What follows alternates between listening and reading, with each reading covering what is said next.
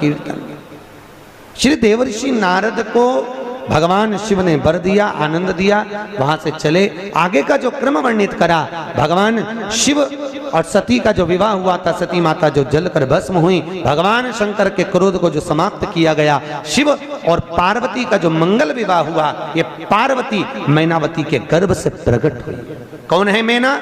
शिव महापुराण की कहती है मैना, धन्या और कला, ये पितरों की 3 लड़कियां हैं। किसकी बेटी हैं? पितरों की 3 बेटी। वैसे पितरों की 4 लड़की है, एक भाई की 3, एक भाई की 1। ऐसे पितरलोक में 2 भैया विराजमान पितरों के। तो पितरलोक की 4 लड़कियां हैं। आपने श्रीमद् भागवत में पंडित जी से मुझसे सुना होगा, ब्राह्मणों ने आपको बताया होगा कि जिन सुखदेव जी महाराज वेद व्यास जी के यहाँ पर बीठिका के गर्भ से प्रकट हुए थे, उन सुखदेव जी महाराज ने जिन्होंने भागवत राजा परीक्षित को सुनाई थी, जब सुखदेव जी महाराज बन जाने लगे थे, तब वेद व्यास जी ने उनको रोका था और कहा था तू शादी कर ले, विवाह कर ले। तो सुखदेव जी ने मना करा था, पिताजी मैं विवाह नहीं करूंगा। भागवत जी में आपने सुना होगा, सुना है कि नहीं सुना? मैं विवाह नहीं करूंगा। वेद व्यास जी ने कहा क्यों नहीं करेगा? मैं गृहस्थ आश्रम में नहीं पढ़ना चाहता। वेद व्यास जी ने कहा तुझे विवाह करना पड़ेगा। नहीं माने, तब वेद व्यास जी ने गुरु जनक जी के पास भेजा। जनक बाबा ने कहा मैं तुझे गुरु मंत्र दूंगा, पर पहले विवाह करना पड़ेगा। विवाह किससे करूं? तो सुखदेव जी महाराज ने पितरों की कन्या पीवरी के साथ में विवाह करा। पितरों की एक कन्या पीवरी, एक भाई की बेटी, क्या नाम था? पीवरी। कई लोग कहते हैं सुखदेव जी कुंवारे थे, वो गलत कहते हैं। सुखदेव जी की शादी पीवरी के साथ हुई थी। पितरों की एक कन्या पीवरी के साथ में सुखदेव जी महाराज का विवाह हुआ। और पितरों की 3 कन्या अलग हैं। क्या नाम था उनका? मैना, धन्या और कला। ये पितरों की 3 बेटियां हैं। एक बार बेटी हुई थी, आनंद में संत तप कर रहे थे, साधना में लीन थे, तपस्वी भाव में विराजमान थे। तभी पितरों की कन्या मैना निकल कर गई, फिर धन्या निकल कर गई, फिर कला निकल कर गई। तीनों के जाने से, तीनों के लहंगे से सनकादि ऋषियों को चोट लगी। सनत कुमार को क्रोध आ गया, श्राप दे दिया, मैना, धन्या, कला तुम पितरों की कन्या होकर तुमने गलती करी है, हमारे तप में, हमारी साधना में तुमने खलल करा है। जाओ, हम तुम्हें श्राप देते हैं कि मृत्यु लोक में तुम स्त्री बनकर जन्मोगे। जाओ। मैना, धन्या, कला ने विनती करी, प्रभु क्षमा करिए। नारायण, हे प्रभु क्षमा करिए, हमसे गलती हो गई। भगवान ने कहा तुमने क्षमा मांगी है, जाओ, तुम तीनों पृथ्वी पर जन्मोगी, तुम्हारी तीनों की गोद में 3 देवियां खेलेंगी और वो जगत का नाम करेंगी, जगत का उद्धार करेंगी। देखो, पितरों की कन्याओं के लहंगे से संतों को लगा तो श्राप मिला। शिव महापुराण कहती है भागवत सुनो, रामायण सुनो, शिव पुराण सुनो, गीता सुनो, तुम्हारी मर्जी हो, सुंदर कांड सुनो, पर अगर कोई भजन कर रहा हो, कथा सुन रहा हो, तो निवेदन है जब भी उठ कर जाओ अपना पांव किसी को लगे ना। अगर पांव किसी को लग गया, ना जाने कौन सा देवता, कौन सी देवी, 33 करोड़ देवी देवता महादेव की कथा को सुनने के लिए आते हैं। 33 करोड़ देवी देवता महादेव की कथा सुनने आते हैं। किसी को लगे ना, किसी को ना लगे। जब निकल के जाओ तो ध्यान रखो किसी को पांव तो नहीं लगा। ना जाने कौन सा देवता बैठा हुआ था, कौन सी देवी बैठी हुई थी, क्या पता कौन स्थान था। ध्यान रखिए।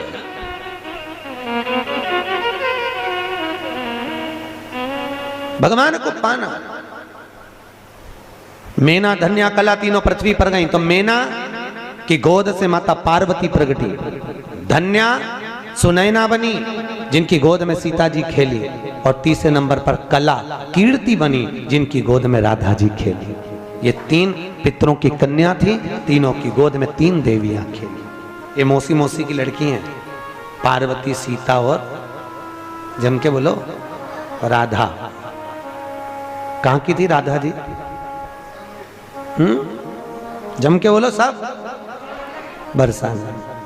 कौन सा महाराज बताया कि बरसाने की थी? नहीं, मैं तो पूछ रहा हूं। वैसे ही पूछ लिया। राधे बरसाने, राधा जी थी रावल की। कहाँ की थी? रावल।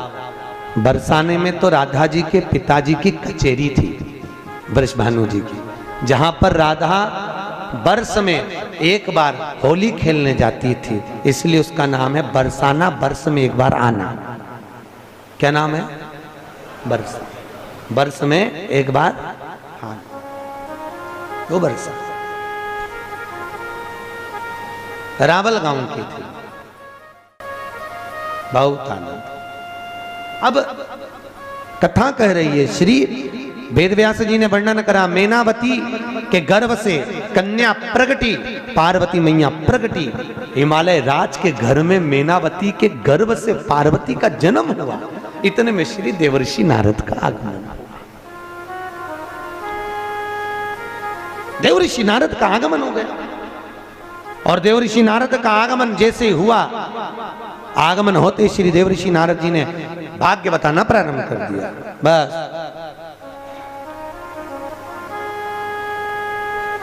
ये वही भाग्य वाली बात है। यशोदा जी की गोद में लाला थे, शंकर भगवान दर्शन करने जा रहे थे, और बाबा भोलेनाथ जब दर्शन करने के लिए गए, जैसे ही जाने लगे पार्वती जी ने पूछ लिया, कहां जा रहे हो? भोलेनाथ जी बोले, दर्शन करने के लिए। कहां? अरे कन्हैया का दर्शन करने के। कन्हैया का दर्शन? हाँ। पार्वती जी बोली, मैं भी चलूंगी। भगवान बोले, तू मत जा, तेरे चक्कर में मेरा भी दर्शन छूट जाएगा, तू तो मत जा, रहने दे, मैं चले जाऊं, बहुत है। नहीं मानी, मैं तो जाऊंगी, नहीं मानी, चली। बाबा भोलेनाथ जी तो चले गए,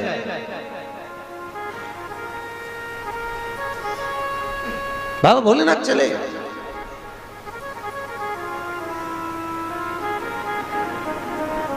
और भगवान शिव जब पहुंचे, बाबा भोलेनाथ जी जब पहुंचे, दरवाजे पर अलख जगाई। नगर में जोगी आया, नगर में जोगी आया, वो आकर अलख जगाया। ओ सबसे बड़ा है तेरा नाम, भोलेनाथ भोलेनाथ भोलेनाथ भोलेनाथ भोलेनाथ। नगर में जोगी आया, अवध में तेरी माया, वेद कोई समझ ना पाया। ओ सबसे बड़ा है तेरा नाम, भोलेनाथ भोलेनाथ भोलेनाथ। दोनों हाथों से भोलेनाथ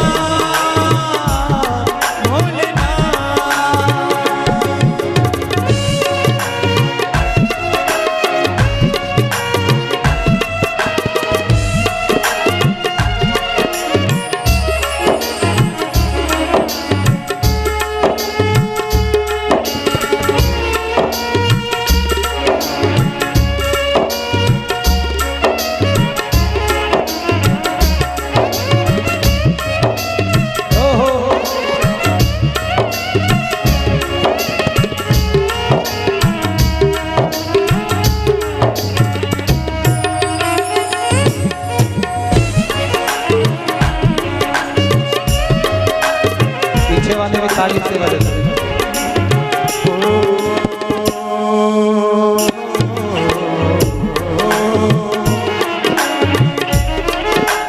अंग विभूति गले रुटमाला, शेष नाग लिपटायो, मांगो तिलक भाल चंद्रमा, घर घर अलख जगायो।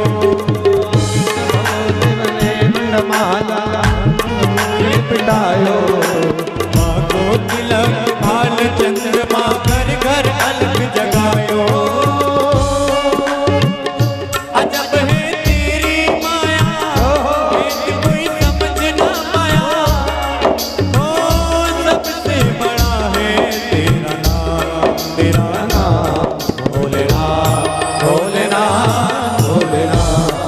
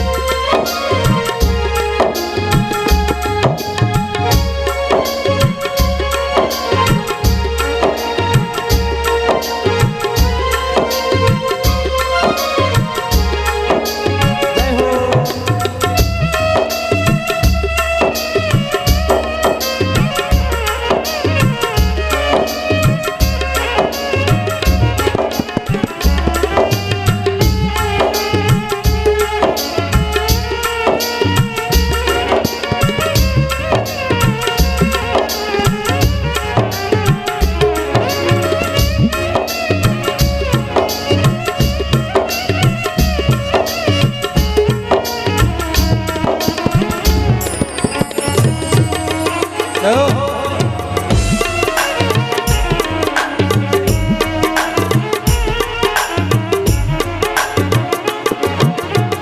भिक्षा निकली नंदरानी कंचन थाल भरायो ले भिक्षा जा जोगी आसन मेरो लाल डरायो भिक्षा निकली नंदरानी कंचन थाल भरायो ले भिक्षा जा जोगी आसन मेरो लाल डरायो अजब है तेरी माया भेद कोई समझ ना पाया नगर में जोगी आया ओ सबसे बड़ा है तेरा नाम भोलेनाथ भोलेनाथ भोलेनाथ भोलेनाथ भोलेनाथ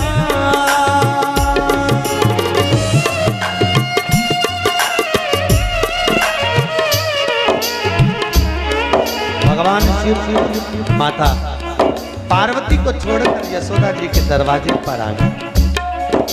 अब शिव जी पहुंचे उससे पहले माता उसी समय पर पार्वती मैया पहले ही पहुंच गई और जगदम्बा पार्वती पहले ही पहुंचकर यशोदा जी से बोली, यशोदा रानी, ओ यशोदा रानी। यशोदा जी बोली, कौन आया है? देखा एक बूढ़ी बूढ़ी सी मैया बड़ी सी बिंदी लगाई है, लाल चुंदड़ी की साड़ी पहनी है, मांग भर आई है, पाँव में सुंदर बड़े बड़े बिछोड़े हैं, हाथ में कंगन है और डोकरी बुढ़िया अम्मा बाल में गजरा लगाई है। तो यशोदा जी सोची हमारे यहाँ की तो नहीं दिख रही है, ना जाने कहाँ की। यशोदा जी ने पूछा, भाई क्या बात है, कैसे आए हो? तब उसी समय पर यशोदा जी ने जैसे ही पूछा, पूछते ही अम्मा बोली, यशोदा सुन, तेरे बेटे पर काल मंडरा रहा और मैं तेरे बच्चे की रक्षा करूंगी, तेरे ही घर में रहूंगी, पर एक शर्त है, मुझसे बिना पूछे तू अपने बेटे को किसी को दर्शन नहीं कराएगा। यशोदा जी फंस गई।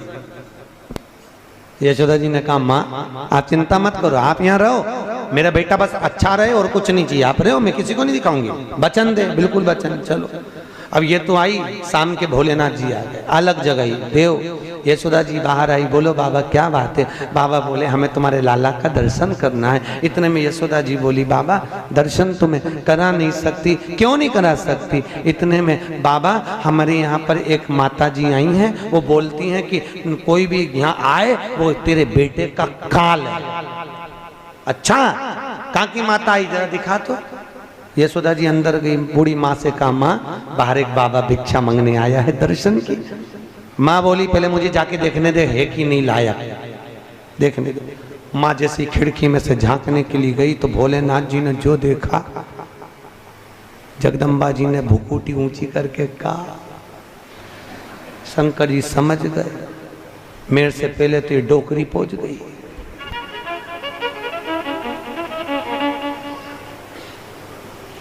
अच्छा, माताओं की आदत है तुरंत जगह बना लेती है, नहीं तो यशोदा बिना किसी को पहचाने, जब भोलेनाथ जी के अंदर नहीं आने दे रही तो यशोदा कैसे? माताओं की आदत रहती है, जब ट्रेन में जाती है जगह नहीं मिले तब देखो कितनी जोरदार जगह बना, पति बेचारा खड़ा ही है और ये जी कहाँ जा रही हो? बस पास के गाँव तक। अच्छा, और क्या हाल चाल है? माँ कौन रहता तुम्हारा? हमारा मामा जी। अच्छा, तो मामा क्या जा रही हो? हाँ। तो इतने में तो जी बोले, आजा बैठ जा, थोड़ी सी जगह।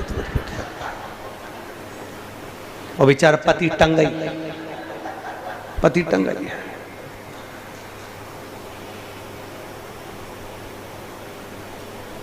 भगवान भोलेनाथ समझ गए। यशोदा जी ने आकर पूछा, बाबा यही वो माँ है जो कहती है कि तुम काल हो? इतने में भगवान शंकर बोले, काल माल तो मैं नहीं हूं, पर जो ऊपर खड़ी है ये महाकाली है, तुझे क्या मालूम है? बाबा मना कर रही है माँ, दर्शन नहीं देंगे। भोलेनाथ जी चले गए, यमुना जी के घाट पे बैठ गए, जितनी गोपियां हैं उनका हाथ देख देख के बताए, इस तरह भाग्य सा। अब जो त्रिकालदर्शी हाथ देखेगा तो सबका भविष्य तो बताएगा, हाथ देख देख के बोल रहा है। और उतने में एक सखी ने जाके यशोदा से कहा, यशोदा जी आई है, बाबा मेरा हाथ देख। बाबा बोले, तेरे हाथ में लिखा है, तेरे घर में जो बुढ़िया रह रही है वो तेरे पति का काल है, पहले उसको बाहर निकाल जा। यशोदा जी चक्कर में पड़ गई, वो बोले ये काल, वो बोले वो काल, समझ में नहीं आ रहा। इतने में नंद बाबा ने कहा कोई बात नहीं, दोनों में कहीं ना कहीं का काल होगा, एक महाकाल एक महाकाली, एक महाकाल एक महाकाल। यशोदा जी ने जाकर माँ को कहा, माँ दर्शन मांग रहे हैं। बाहर दरवाजे पर बाबा आया।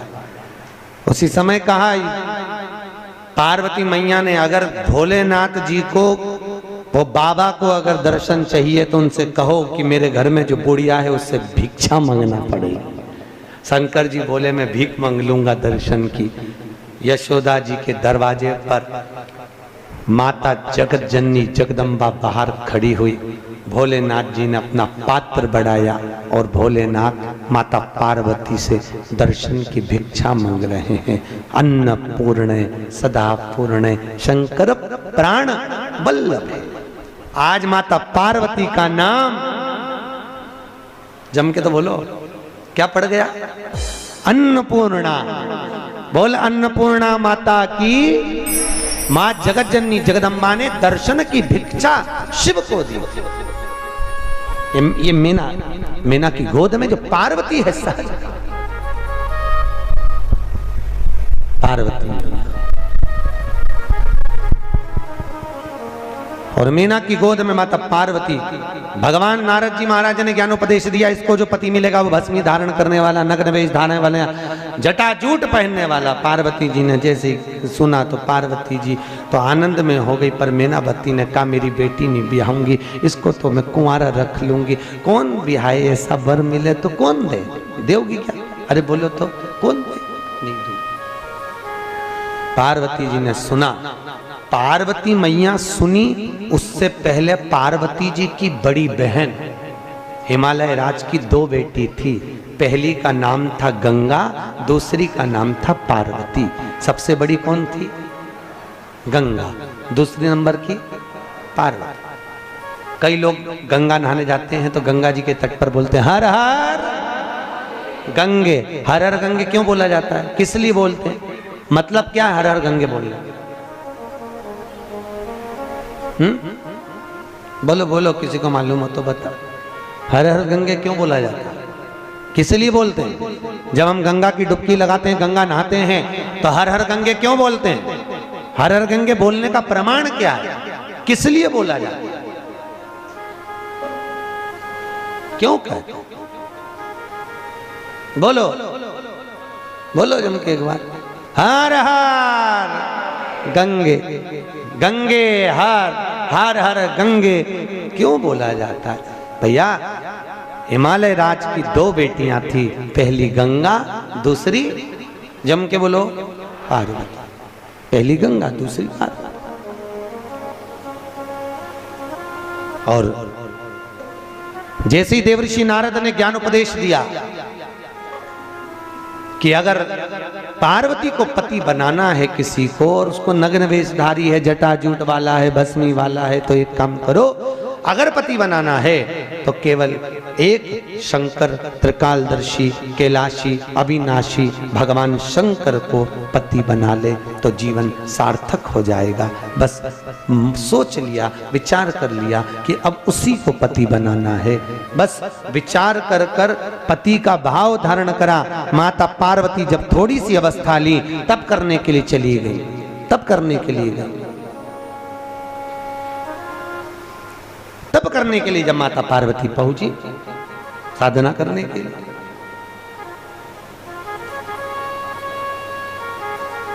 गंगा मैया ने सोचा,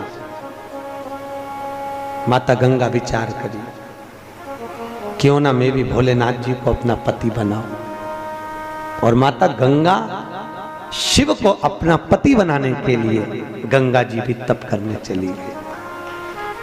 गंगा मैया, गंगा मैया भी तप करने के लिए जब गई, और जब गंगा महारानी तप करने के लिए पहुंची हैं, थोड़ी देर बाद माता पार्वती को लगा कि मेरी बड़ी बहन भी तप में लीन हो रही है, शिव जी को पति बनाना चाहती है, पर पार्वती ने सोचा मैं भगवान शंकर को अपना पति मान चुकी हूं, तो कैसे मैं गंगा को अपना पति शिव को बनाने दूं, क्या करूं मैं। पार्वती ने उसी समय पर लीला रची और माता पार्वती ने आज मन में सोचा कि आज दुर्वासा बाबा पधार रहे हैं, क्यों ना एक काम करा जाए। दुर्वासा ऋषि को क्रोध बहुत आता है और एक काम करती हूँ कि कुछ ऐसा कर देती हूँ कि शंकर और गंगा का मिलन ना हो। उसी समय पर लीला रची। पार्वती ने अपनी सहेली से बात करी, आज दुर्वासा ऋषि आ रहे हैं। तुम्हें मालूम है अगर किसी संत को घर में प्रवेश करते समय पानी का छींटा दे दिया जाए तो संत प्रसन्न हो जाते हैं और वर दे देते हैं। और मैं आज करूंगी क्या।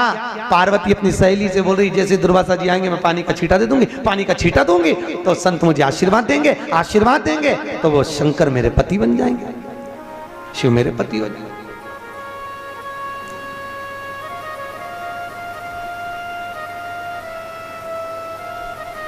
ये बात गंगा जी ने सुन ली। गंगा जी ने सोचा पार्वती ऐसा करेगी और भगवान शंकर उसके पति बन जाएंगे, तो क्यों ना मैं करूं। जैसे ही दुर्वासा ऋषि आए और गंगा मैया ने जल का पात्र लेकर दुर्वासा पर छींट दिया, जैसे ही छींटा दुर्वासा को क्रोध आ गया और दुर्वासा ऋषि ने कहा हिमालय राज की बेटी गंगा, तुझे इतना अहंकार, तू संतों का सम्मान करना नहीं जानती कि संत का सम्मान कैसे करते हैं। चरण धोने की जगह तूने पानी का छींटा दिया है, जा मैं तुझे श्राप देता हूं कि तू जल के रूप में हो जा। और गंगा मैया आंख में आंसू भरकर हिमालय राज की बड़ी बेटी हिमालय पर्वत से जल के रूप में प्रवाहित होने लगी। गंगा जी बहने लगी। शिव जी ने ध्यान लगाकर देखा कि ये गंगा मुझे अपने पति मान चुकी है, मुझे अपना पति मानती है। कोई बात नहीं। भगवान शंकर ने विचार कर लिया, गंगा तूने मुझे अपना पति माना है, इसलिए मेरी धर्म पत्नी पार्वती के गर्भ से तो कोई औलाद नहीं होगी, पर तेरी गोद में मेरी 11 संतानें खेलेगी। और वही हुआ। गंगा जी की गोद में कितने बच्चे खेले हैं भगवान शंकर के? 11, 5 लड़की 6 लड़के गंगा मैया की गोद में शिव जी के खेले हैं। कितने बच्चे? 11 बच्चे भगवान शंकर के गंगा मैया की गोद में खेले। आगे आप कथा में सुनेंगे वो 11 बच्चे कौन कौन थे। 6 का चरित्र तो अभी आ जाएगा थोड़ी देर में। 11 बच्चे भगवान मां गंगा की गोद में शिव जी के खेले। 11 बच्चे तेरी गोद में मेरे बच्चे खेलेंगे। और गंगा मैया प्रवाहित हो गई, आंखों में आंसू भरकर गंगा बही प्रवाहित हुई। नहीं, समय आया पार्वती मैया का विवाह शिव जी के साथ पक्का हो। उससे पहले भोलेनाथ ने, कामदेव ने भोलेनाथ की समाधि को तोड़ा। कितने नयन हैं भगवान शंकर के? 3। अपने कितने हैं? जम के बोलो। 2। आप कह रहे हो अपने 2 हैं। जब ब्रह्मलोक के देवता ब्रह्मा, बैकुंठ के देवता भगवान विष्णु, तो मृत्यु लोक का देव महादेव, अगर महादेव के 3 नयन है तो पृथ्वी पर जन्म लेने वाले प्रत्येक मनुष्य के 3 नयन है। कितनी आंखें हैं अपनी? 3।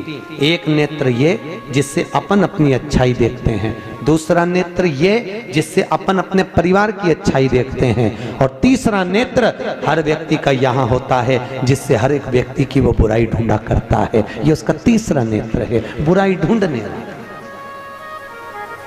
उससे बुराई ढूंढ रहा है, केवल बुरा देख रहा है, केवल अच्छा नहीं देख रहा। उसका वो तीसरा नेत्र। भगवान शंकर के तीसरे नेत्र द्वारा कामदेव जलकर भस्म हुए। आम के पल्लव में कामदेव छुपे हुए थे। काय में छुपे? आम के पल्लव में।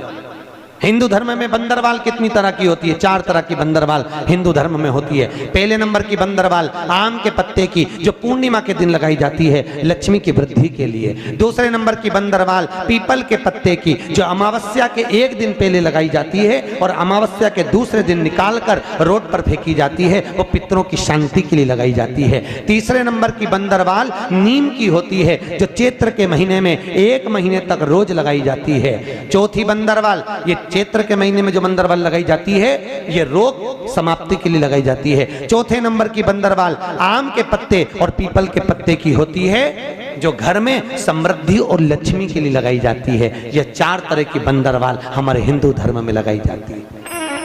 कितने तरह की बंदरवाल? 4।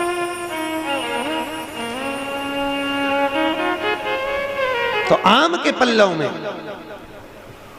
आम के पल्लव के अंदर कामदेव छुपे। हर हर महा, आवाज नहीं आई, जरा जोरदार बोलो, आनंद से बोलो, हाथ उठाकर हर हर। भगवान शिव ओगड़ी दयालु दातार, आम के पल्लव में कामदेव छुपे, तीसरे नेत्र द्वारा जलकर भस्म हुए।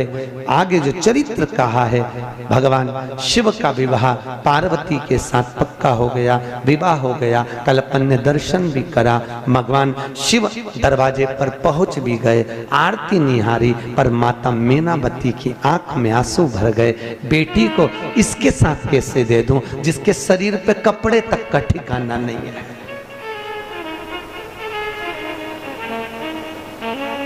शरीर पे कपड़े ही नहीं है, कैसे? शिव तो ठेरे कहलाशी, हरि गोरा पछताओगी। बूढ़े जोगी के संग में तुम कैसे रह पाओगी। उस भोले बाबा का कोई आगे ना पीछे, प्रेम जहां पर हो, वात्सल्यता जहां पर हो। भगवान शिव की कथा कह रही है, भगवान शंकर करुणा सागर की कथा कह रही है। माता पार्वती को मीनावती ने खूब समझाया, पर पार्वती जी नहीं मानी। पार्वती ने कहा, माँ जो किस्मत में होता है वही होगा, भाग्य को कोई पलट नहीं सकता। मैं विवाह करूंगी, शिव से करूंगी। विवाह हो, पहले सारे डाकनी, पिशाचनी, चुड़ैल, भूत, भयंकर सब आए। शादी में भोजन की तैयारी हुई। यहाँ 33 करोड़ देवी देवता बैठ गए, यहाँ भूत चुड़ैल बैठ गए। किसी के 12 मुंह, किसी के 14 मुंह बैठे। पंगत लगी, पत्तल लगी, इधर लगती है पंगत, पत्तल, पत्तल लगी, इधर पत्तल लगाई, इधर आए पत्तल लगाने वाले। एक के 12 मुंह थे, उससे पूछा कौन से मुंह से खाएगा, पत्तल कितनी धरूं? उसने कहा 12 थाली रख, 12 पत्तल। 12 पत्तल जानते हो ना? अरे बोलो तो, पत्तल, 12 पत्तल रखी। और आगे गए, एक का मुंह आगे पीछे, उससे पूछा दादा तू कहां से खाएगा? उसने कहा 2 पत्तल रख, एक आगे एक पीछे। और आगे गए, उसका मुंह ही नहीं था, केवल गला ही गला। उससे पूछा तू कैसे खाएगा? तो के बाल्टी में लाता जा, गला में कूड़ता जा। परसगारी करने वालों के पसीने छूट गए, ऐसी बारात हमसे नहीं जिमाई जाए। सारे के सारे हिमालय राज के पास में गए। हिमालय राज से कहा महाराज ये बारात हमसे नहीं जिमा सकते, कोई के 12 पत्तल धरो, कोई के आगे धरो, कोई के पीछे धरो, कोई के गले में कूड़ दो, कैसे जिमा? हिमालय राज ने कहा ब्याह नारद जी ने पक्का कराया, उसको पकड़ो। लड़का लड़की के बीच में एक होता नारद, उसकी आफत, उसको पकड़ा। नारद जी क्या करें? नारद जी कहले बोले चिंता मत करो, जैसे देवता बैठ के जिम रहे ना, हाँ उनको बैठ के जिमा। अब इनका क्या करें? भूत चुड़ैलों का कुछ मत करो, यहां से वहां तक बर्तन भर भर के रख दो और इनके हाथ में एक एक प्लेट, एक एक चम्मच दे दो। और जैसे गाय को खूंटा से छोड़े, इनको पूरे खले में छोड़ दो और चरने दो। इतने में इंद्रदेव ने ब्रह्मा जी से पूछा, प्रभु देवता बैठ के जीम रहे, इनके जीमने का नाम तो पंगत है, पर ये भूत चुड़ैल खड़े खड़े खा रहे, इनके खाने का क्या नाम है? ब्रह्मा जी बोले इसको कलयुग में बफेट कहेंगे, इसी को कलयुग में बफेट कहेंगे।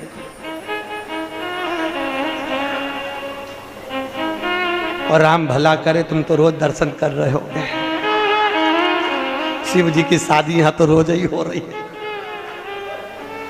और तुम देखना बफेट में बड़े बड़े लोग ना जाने काका का रूप धर के आए, भगवान जाने, यहाँ से कत्थई, यहाँ से नीली, यहाँ की बिंदी यहाँ चिपकाई आई और भगवान भला करे ऐसा बाल, उसमें ऐसे बाल निकल रहे हैं।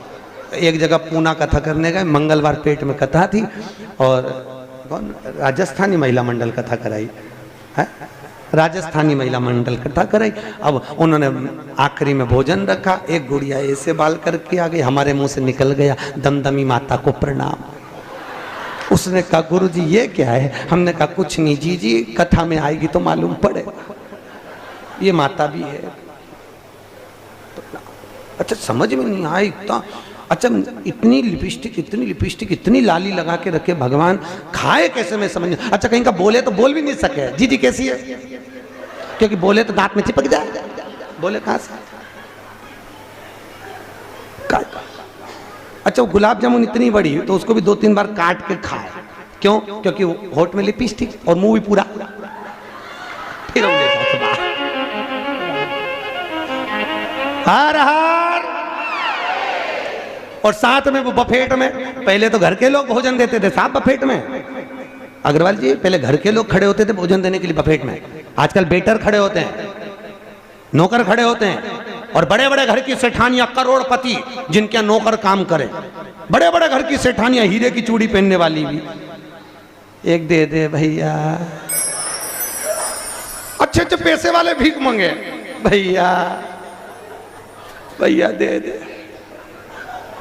बड़े बड़े घर की सेठानियां थाली लेके मांगती फिर एक एक वेटर से दे दे। सबसे ज्यादा आनंद आए वो ऐसे पानी फोड़ते ना, हैदराबाद में था, हाँ पानी पूरी, उसको हैदराबाद में कहते गुपचुप। हमने कहा गुपचुप इसलिए बोलते जैसे मुंह में गुप आदमी चुप, इसीलिए बोले थे, बोले से तो कहा रहे। सबसे ज्यादा आनंद आया उसी में, वो दोना पकड़ा दे कटोरी, तुम देखना ये तो भिखारियों ने कटोरा लेके नहीं चला ऐसे, भैया भैया भैया, वो तुरंत याद से वो मांगे, अरे बाबा देव तो कहा भैया, शिव पुराण कह रही है बैठ कर भोजन करो, प्रेम से भोजन करो, भोजन करते समय जल्दी ना करिए। आसन लगाकर जब व्यक्ति भोजन करता है तो घुटना, कमर, पीठ, सिर इन सब का दर्द धीरे धीरे चला जाता है। खड़े खड़े भोजन करने में श्रेष्ठता नहीं, जो बैठकर भोजन करने में। बैठो भोजन को। सुंदर भोजन हुआ, भोलेनाथ जी के विवाह का सुंदर आनंद हुआ। पार्वती मैया विदा होने लगी हैं, हिमालय राज की आंख में आंसू भर गए। शास्त्र कहता है बेटी की विदाई में जितनी मां नहीं रोती, कल कथा में कहा था, उतना पिता रोता है। हिमालय राज भी रोए, विदा किया, बेटी को ज्ञान उपदेश दिया, समझाया। पहले के जमाने में बेटी को विदा करने से पहले घर की सुहागन माताएं उसको ज्ञान देती थी। देती थी कि नहीं देती थी? कि बेटी ससुराल में रही हो तो चांद बन के, बेटी ससुराल में चांद बनकर रहना। ओ बेटी ससुराल में रही हो तो चांद बन के, हीरा और पन्ना की दुकान बन के, बेटी हीरा और पन्ना की दुकान बन के, बेटी ससुराल में रही हो तो चांद बन के। क्या कहा माता मीनावती ने? क्या बनकर रहना? चांद। और क्या बनकर? हीरे और पन्ने की दुकान। मीनावती ने पान की दुकान नहीं बोला। क्यों? पान की दुकान चारों तरफ से खुली होती है और हीरा पन्ना की दुकान चारों तरफ से बंदी और ढकी होती है। हीरा और पन्ना की दुकान बन के, बेटी ससुराल में रहियो तू चांद बन के। सास ससुर जो पहले जागे तू पहले जग जइयो। बेटी बोलो, सास ससुर जो पहले जागे तू पहले जग जइयो। हीरा और पन्ना की दुकान बन के बेटी ससुराल में रहियो तू चांद बन। ज्ञान दिया बेटी, ससुराल में चांद बन कर रहे, हीरे पन्ने की दुकान बन कर रहे। और सुन, सास ससुर पहले जागे तो तू बोलो तो पहले जग जा। पर आज के जमाने में बहुएं कब जगती है?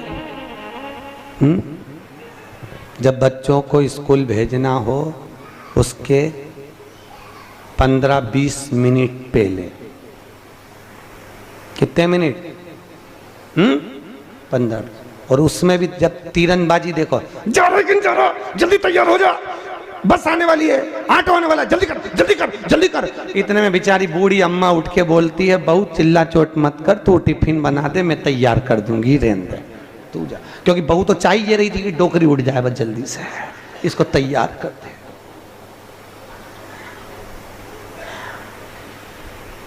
चाहिए तू रहने दे, मैं सब कर लूँ, तू तो बस टिफिन बना ले जा।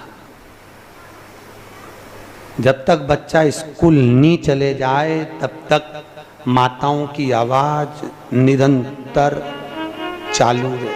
कपड़ा पहना कि नहीं पहना, टाई कहाँ गई, बैग देख ले, पेंसिल रखी कि नहीं रखी, रबड़ रखा कि नहीं, जल्दी रख जल्दी कर। बेचारी सास ससुर दोनों डोकरा डोकरी कमरे में बात कर रहे। अपनी किस्मत में लिखी थी चंद्र घंटा, अपनी अब वो बोले तरफा क्या बोले,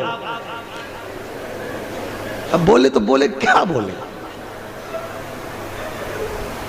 बोले भैया बच्चों को स्कूल भेजना है तो उसके आधे घंटे पहले जग जाओ। जा रहा है क्या? जगना तो है, थोड़ा जल्दी जागो। अब अगला बोला, सास ससुर जो भोजन पहिए नित नित भोजन पहियो। अगर सास ससुर भोजन करने बैठे तो पहले उनको प्रेम से भोजन कराओ, पहले भोजन करो प्रेम से। पर आज के जमाने में पति जब भोजन करने बैठता है तो पत्नी सारा सामान उसकी थाली में परोस देती है। देवर बैठे, ससुर बैठे, कोई दूसरा बैठे तो थोड़ा बहुत सामान परोसा परोसा ना परोसा, बस वही क्रम उसके अंतर्गत रहता है। थोड़ा पहले मायके से लड़की विदा होती थी तो पहली गाड़ी से विदा होती थी, याद है आपको? पति कहता था चल अपन चलें, बारिश का समय, ठंड का समय, गर्मी का समय, चल तो पहली गाड़ी से आती थी। आज के जमाने में मायके से लड़की जाती आखिरी गाड़ी में, पति बोलता पहले से चल, आखिरी से क्यों जा रही है? माँ कौन जाके खाना वाना बनाएगा, कौन जाके खाना बनाएगा? आखिरी गाड़ी से चलेंगे, मम्मी पूड़ी बना के दे देगी।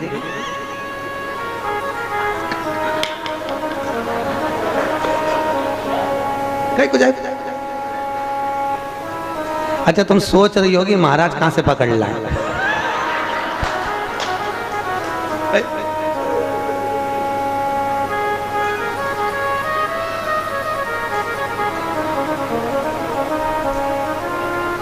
भैया अपने नियम को, मेरा निवेदन केवल इतना है, अपनी प्रवृत्ति को, अपनी सोच को, अपने कर्म को थोड़ा थोड़ा बदलिए।